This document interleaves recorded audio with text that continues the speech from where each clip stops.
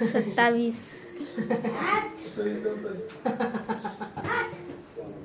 27 ला ना. काय करू आता, तोंडात धरून गेला माणूस नाही राहिला.